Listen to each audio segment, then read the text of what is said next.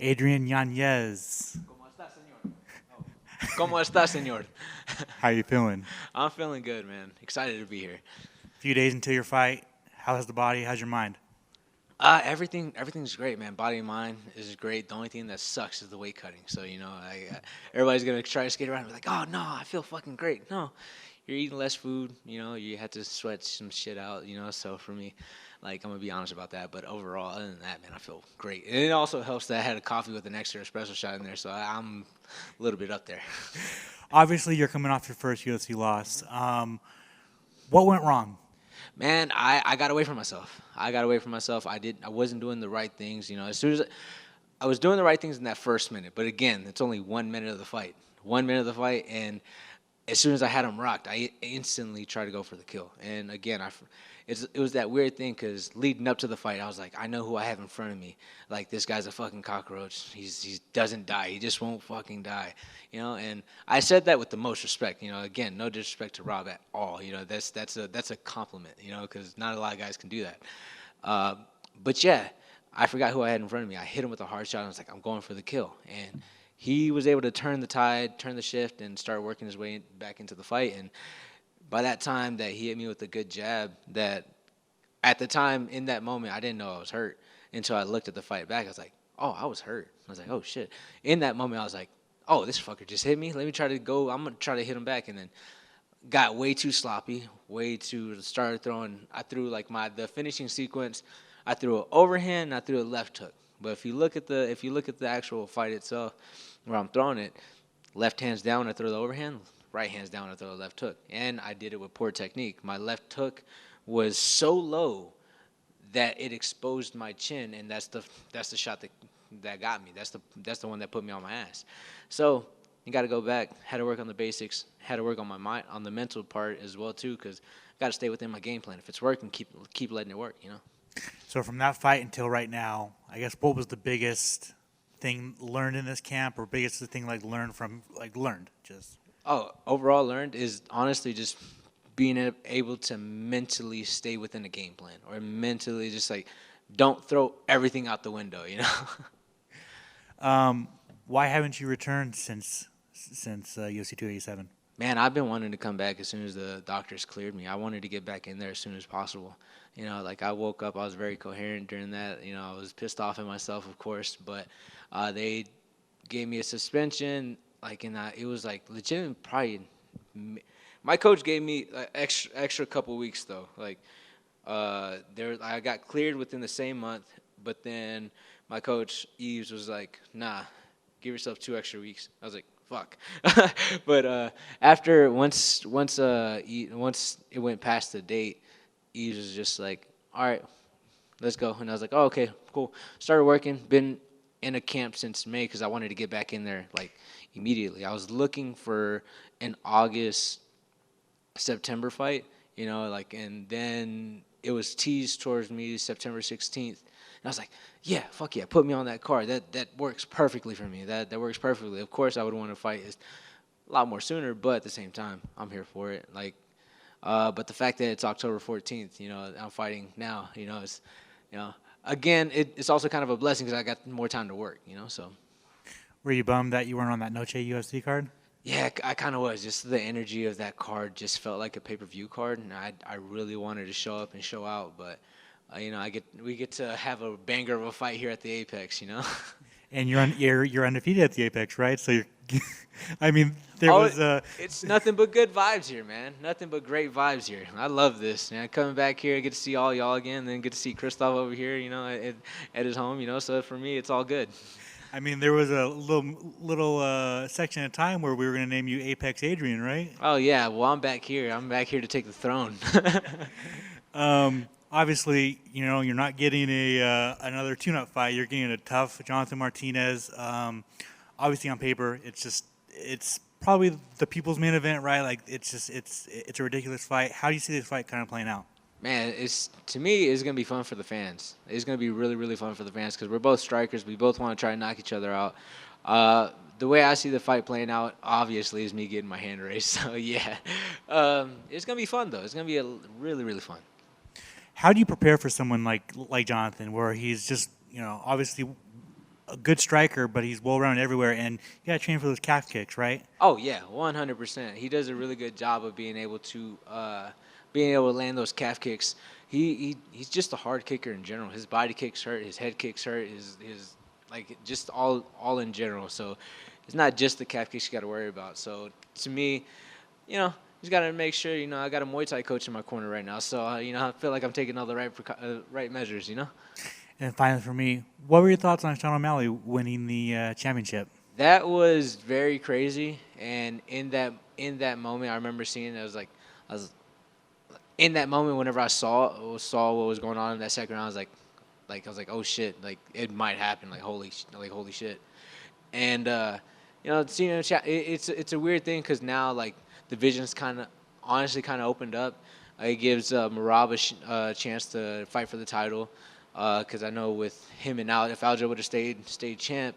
It probably might have given him the title shot anyways, because I know Aljo was thinking about going up after the fight. But yeah, I don't know. It kind of opened up the division for new matchups. There's a lot of crazy things going on. You got guys who are probably not in the top 5 that are not going to get the title shot next. So yeah. So for me, it does open up the division. And honestly, with how much going on, there's some weird things that happen where like win two, I'm there, so it's bright in front of me. So um, yeah, it just opens up everything.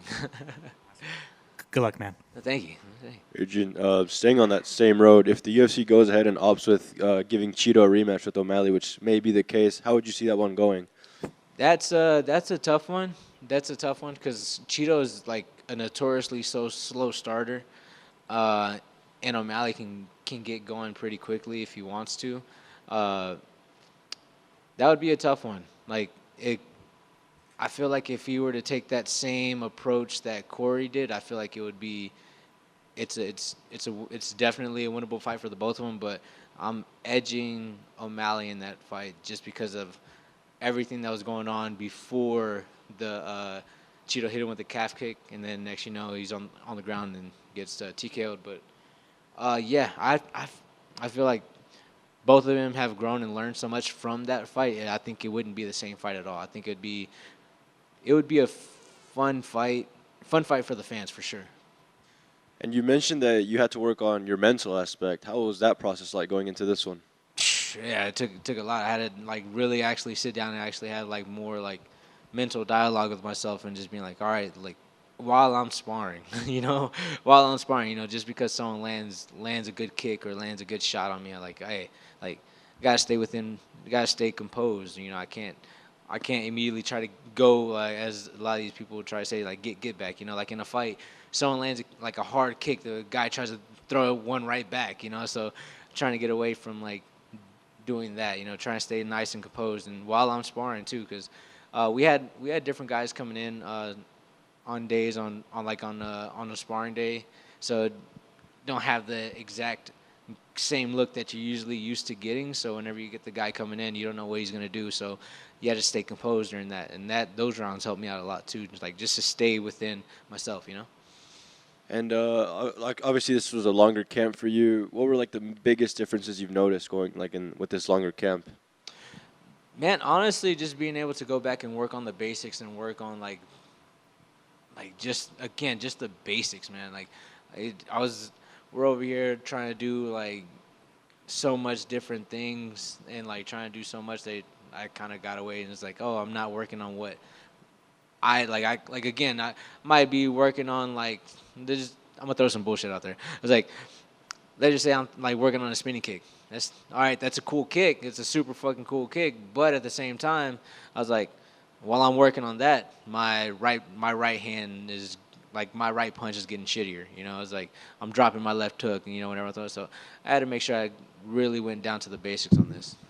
Fair enough. And a couple last ones for me. It looks like the UFC is returning to Texas in December. It may or may not happen, but I know it's only 2 months away. But if everything goes your way and you maybe like receive a call or something, is that something you'd like to do? Hop in one of those fights? Yeah, make it make sense for me, man. That's all I'm gonna ask. Make it make sense for me, because especially I kind of been super selfish these past couple months with my time and just like because I also coach a lot of guys back in Houston as well too. So I got to make sure they're good as well too. So for me, it has to make sense. If I come out with injuries, then like, hey, that's not happening. But if I come out scot clean, hey guys, make it make sense. Hey, throw we we could bump up pay a little bit. It's fine. But no. I'm up. I would be up for it. I just know it'd be difficult because, again, I kind of put a lot of the guys on the back burner leading up to this fight, and I kind of want to make them a little bit more of a priority as well too, because I got to make sure like we get wins. Fair enough. And last one for me. Obviously, you saw Dana's adamance towards Mexican Independence Day. Says he wants to do this every year as long as he's here. What are your thoughts on hearing that and like how excited he is to host Mexican Independence Day events every year? Man, that's fucking awesome, man. That's fucking amazing. Just because like, kind of going back to my childhood, watching all the Oscar De La Hoya fights, the Mayweather fights on Mexican holidays, to me is just amazing. Like that's where most of my memorable stuff, like, comes from, like with my dad, from watching the boxing fights those days, man. Like, man, being able to fight on the day that I know that if I was just anybody else and if it was like I know that day would have been like me and my dad watching fights, So to me, the fact that it's in the sport that I love doing, MMA instead of boxing, me doing that, like, dude, that's so fucking cool. Like I fucking love it just because it has nostalgia feeling for me in the sense that I used to do this with my dad watching boxing, So for me, I'm fucking all for it. Thank you. Adrian, right here. Season 7 of Contender Series finished last night. As an alum, what are your thoughts on how it's not only helped fighters get into the UFC, but also your journey? Helping fighters get into the UFC with the Contender Series. Yeah. Okay, man. It's a absolutely phenomenal platform to be on. Like it gives you a boost. Like every time you step in and you see the war room with Dana White and you see all those those blue squares, like that means something. You came from the Contender Series. You got the red, I believe that's tough, and then you got the blue. It's just Contender Series. Like it helps boost you up. Like they're giving you a platform so you can excel and jump up into a higher position. And it's great, man. Like I'm telling you, like a lot of these guys now they're especially starting to come in are really solid. They're UFC ready, so they're not really signing guys. They're not really signing guys just like that anymore.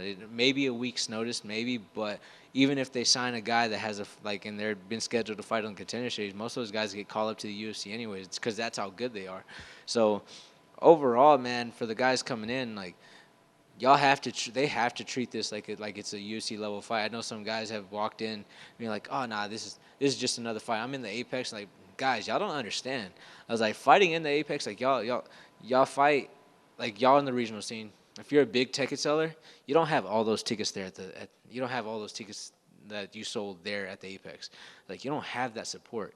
Like you're coming into a spot where you're just the center of the attention. Of course, you're the center of the attention over there at the regional side, but like you don't have nobody chanting your name unless you got people that live here in Vegas and all that stuff. But like you don't have the luxury of like having a whole crowd saying your name or cheering for you or booing you and all that stuff. Like it's literally you. You can hear their coaches. They can hear you can hear their coaches and all that stuff. Like man, it's a definitely weird feeling. Well, especially for me, like when I came from COVID time, so I literally had nobody in the stands. So at least here you get a little bit of stands, but yeah, it's a phenomenal platform. It's a phenomenal platform for people to use that to bump and excel. Like look at someone like Raul Rosas.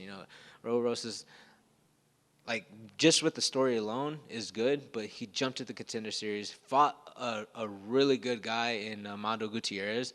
That's a UFC level type of fight. Then next thing you know, he grunts into the UFC, gets a good solid win, and then just skyrockets him into another stratosphere when it comes to the following and all that stuff. So there's a lot of good things that can happen here. I know you have those videos of what you're watching UFC fights and everything like that. For you, over the course of this last season, I don't know how much you did watch. Who impressed you most? Man, I didn't get to watch this much Contender Series because I was like, most of the times that I was like it was on, I was training, so I was like, I didn't really get to watch too many. But man, I can't remember which one it was. But like I think last night, the guys with the both knees, man, that that to me was just pretty cool. But the season before, the guy who impressed me a lot was it Joe Pyfer on that last season? Yeah, Joe Pyfer. Like, yeah, last season was Joe Pyfer.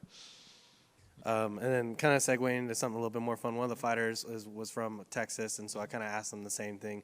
What are your thoughts on Whataburger? Because I know you rep Texas. Oh yeah, man. I wish I could have more Whataburger, man. I just couldn't. If yeah, it's fucking good.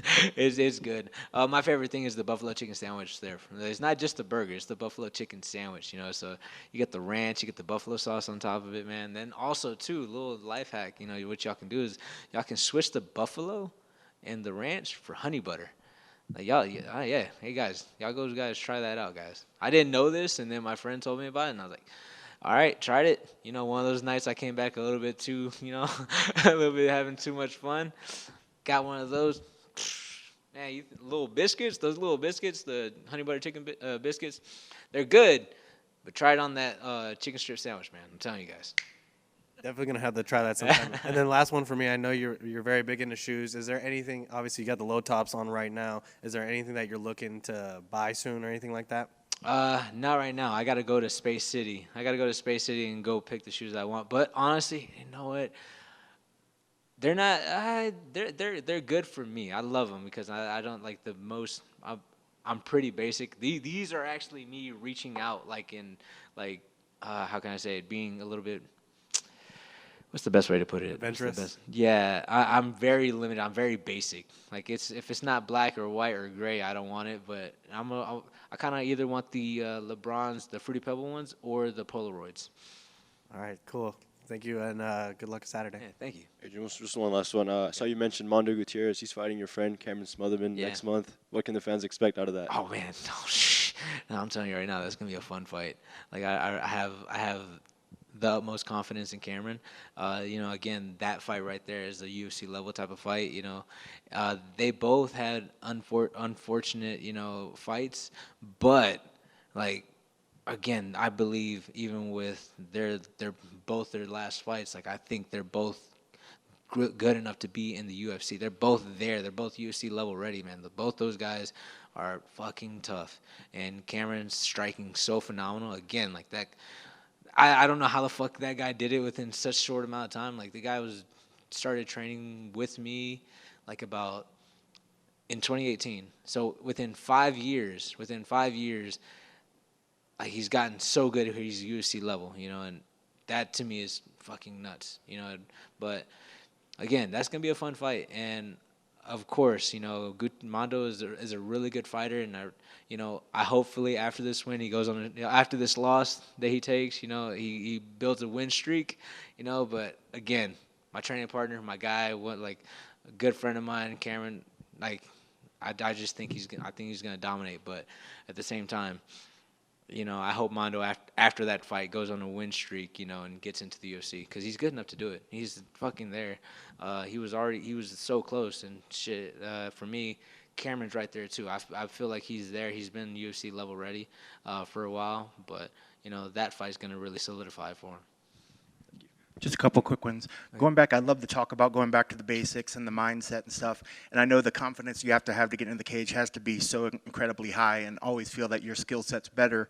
So when you go back to the Rob Font fight, do you feel that he was better that day, or is it a mistake that you think that you made with yourself with maybe not staying composed when you took that strong shot that you said? Oh no, don't let it get misconstrued. He was doing a lot of slick things in there. He had a great game plan as well too. Like he used throw like I was slip.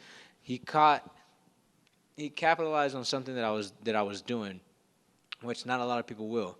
Like slipping on the inside, throwing combinations. For me, I love doing that. He started collar tying me. I would slip the jab. He already knew that he wasn't gonna land every single jab. What he did know was that if he was in range where I slipped the jab, he can cuff the back of my head and get a single collar tie. And once he knew where my head's at, he knows where he can throw. Just small little stuff like that, small little details. A lot of people will look at the fight and be like, "Oh shit!" Like they'll just look at it and like completely dismiss that. But that's super sneaky, super technical. Immediately slip on the inside, you get your head back of your head cast in there. At a point in time, I was like, "Oh shit!" Like fuck, like, and because it was everything was happening so fast after the fight, I was like, damn, that's what, like, I prepared for this because I was expecting this, but he did it so, like, it was so unknowingly at the time, but he just did it so good. So I was like, I wouldn't say it was me. It was a mixture of everything. Sure. It could, again, like, kind of like the changing of the tide, like, I got that first minute, and then all of a sudden the change of tide happened, and then he built off of it, and then, it is what it is, come back better. Yeah, and I guess last one just for this. I mean, what are your keys to victory for this fight? What do you need to have happen to make sure you get your arms raised? Oh, I gotta be smart. I gotta be technical, and I have to let my hands flow. I can't let them drop either. I gotta throw technically. And I feel if I do that and don't get too careless in this fight, I feel like I'll be coming out with the win.